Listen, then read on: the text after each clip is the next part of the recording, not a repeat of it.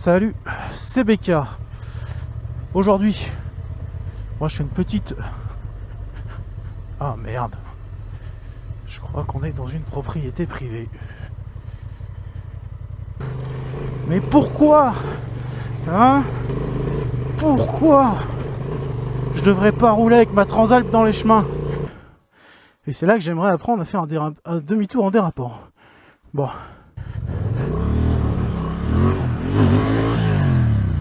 Oh, voilà. Maintenant j'ai dans l'objectif aussi, c'est de prendre une autre moto. Mais on va dire à un plus petit calibre. Ça serait sympa par exemple si je l'avais pour aller bosser. Mais c'est pas le genre de moto que je prendrais pour faire un grand voyage. Quelles sont les motos les plus adaptées pour apprendre le tout-terrain tout en voyageant? Il y a un moment, les motos elles peuvent pas être parfaites. Je suis obligé de tracer un trait quelque part. Ah. Allez. Ça monte fort.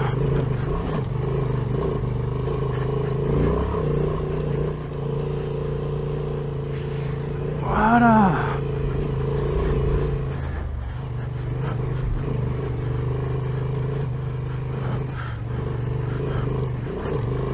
Ah. Mais pourquoi? Hein? Pourquoi je devrais pas rouler avec ma Transalp dans les chemins? Ça c'est la question que je me pose après de nombreux commentaires que j'ai reçus disant que ma Transalp n'était pas faite pour ça et que je devrais arrêter et prendre quelque chose de plus petit. Ah, qu'est-ce que j'aime cette montée.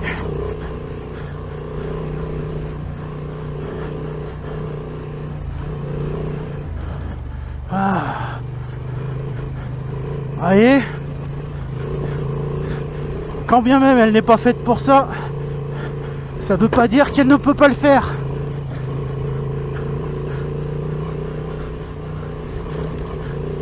Et la seule chose qui la bloque, c'est moi et ma technique. Voilà.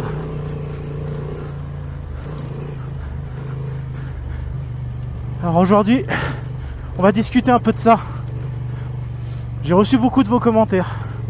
Ok, la Transalp est clairement été marketée moto d'aventure, mais on va pas se mentir, moto d'aventure routière. Cela, je vous l'accorde. On est d'accord. Mais ça veut pas dire qu'elle n'est pas capable de prendre des chemins. Et quand bien même, je ne suis pas le plus grand des spécialistes du tout-terrain, je pense que ça veut pas dire que j'ai pas le droit de l'y emmener. N'oubliez pas que mon but, pour ceux qui se poseraient encore la question, c'est pas d'aller dans les chemins pour m'amuser tous les week-ends et juste m'envoyer en l'air dans les chemins tous les week-ends. Non, c'est pas ça mon but. Là, la raison pour laquelle je vais dans les chemins les week-ends, c'est pour m'entraîner, pour apprendre à faire du tout-terrain. Est-ce que j'ai un intérêt à prendre une petite moto, plus petite, plus légère, plus petit moteur, plus facile à soulever et autres? Ben en fait, dans ma position, je dis bien ma position, je n'ai pas vraiment d'intérêt. Vu que cette petite moto, à part à m'entraîner, c'est tout ce dont elle va me servir. Or, une fois que je vais me taper la grosse, comment je vais faire? Parce que en gros, j'aurais appris à soulever une petite moto, j'aurais appris à déplacer une petite moto, et au final, j'aurais pas le niveau avec la grosse. Même si, évidemment, je vais acquérir un peu de capacité à utiliser la petite moto et qui vont m'aider pour la grosse. Mais l'objectif, c'est quand même d'apprendre à maîtriser ma Transalp. Et surtout ma Transalp. Parce que le but, c'est quand même de bouffer des kilomètres et d'avoir la capacité de faire ces 5-10 derniers kilomètres qui seront potentiellement trop compliqués, avec du tout-terrain, qui auront peut-être pas de vraie route et autres. Et là, je veux avoir la capacité de pouvoir terminer ces chemins avec ma moto. Voilà, c'est quoi mon but? Mon but, c'est pas de me taper tous les week-ends du chemin pour me faire plaisir dans les chemins. Sinon, là, oui, je suis d'accord avec vous. Autant prendre une petite moto et faire que ça. Et au moins le faire de manière, on va dire, plus simple, plus ludique et autres. Mais là, l'objectif, c'est vraiment acquérir des compétences avec ma Transalp, ma moto de voyage qui va m'emmener sur des milliers de kilomètres. La Transalp, elle en est capable. Elle n'a pas été conçue pour ça. Ok, on est d'accord. On est tous d'accord là-dessus. Ce n'est pas sa spécialité. Je vais d'abord aller voir en bas. Je suis plus curieux d'aller voir en bas. Elle a clairement pas été conçue pour ça. Mais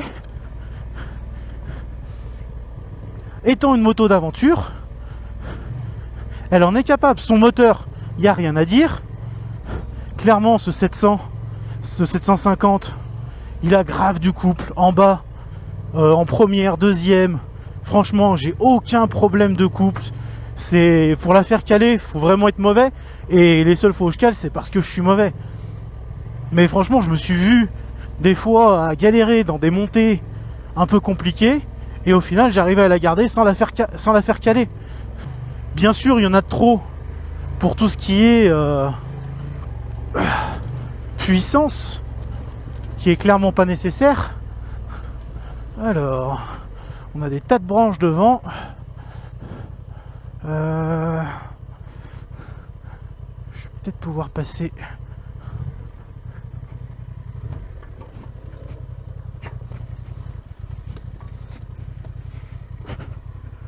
Il y a une petite marche là.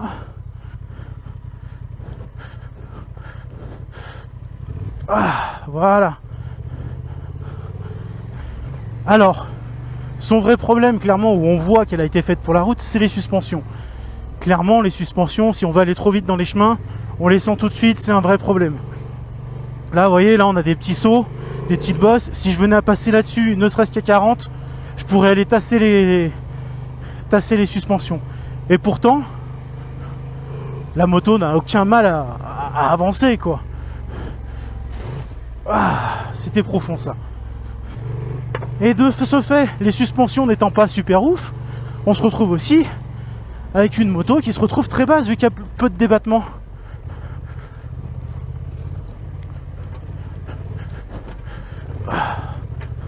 Ah, là, on va devoir s'arrêter. Clairement, je tenterai pas là-dedans. Et c'est là que j'aimerais apprendre à faire un demi-tour en dérapant. Bon.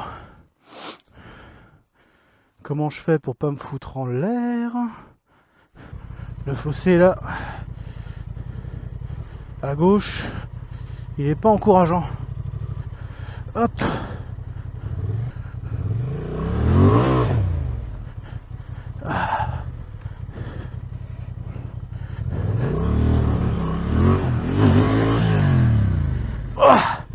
Voilà. Premier essai d'un dérapage pour faire demi-tour. Je m'étais pas entraîné à ça. J'ai essayé de le faire. On va aller s'entraîner après. Hop. Vous voyez, j'en suis pas capable. Mais la moto, elle est pas contre. Hein. Elle est pas contre. C'est juste moi qui dois m'entraîner à le faire. Bon, je l'ai fait tomber. Donc au final, je me fatigue. Mais si j'avais su le faire, clairement, là, on serait déjà reparti.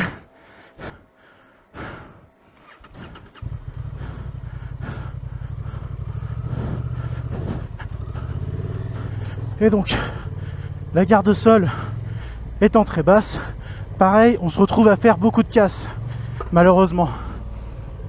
Mais la moto, elle, si le gars est suffisamment habile dessus, il va pouvoir éviter la plupart des problèmes. Et pour le reste, il va pouvoir tout simplement faire marche arrière. Ou alors passer doucement et faire attention. Maintenant, est-ce que c'est judicieux de ma part de prendre cette moto dans les chemins, malgré le fait que c'est pour le but d'atteindre mes objectifs de voyage. Je pourrais m'arrêter, continuer à pied ou autre. Bon, le problème c'est que des fois, dans certains pays, on n'a pas trop le choix. Faut traverser des trucs compliqués. Je sais pas encore si j'irai dans ces pays-là, mais j'ai pas envie de me fixer des limites. Et c'est pour ça que je m'entraîne, pour ne pas avoir à me fixer ces limites. Là, ça devient raide de chez raide, là. Là, on va devoir travailler le frein avant. Voilà. Oh oui. Voilà. Un peu de justesse sur le frein avant. On va laisser le frein moteur faire. Et voilà.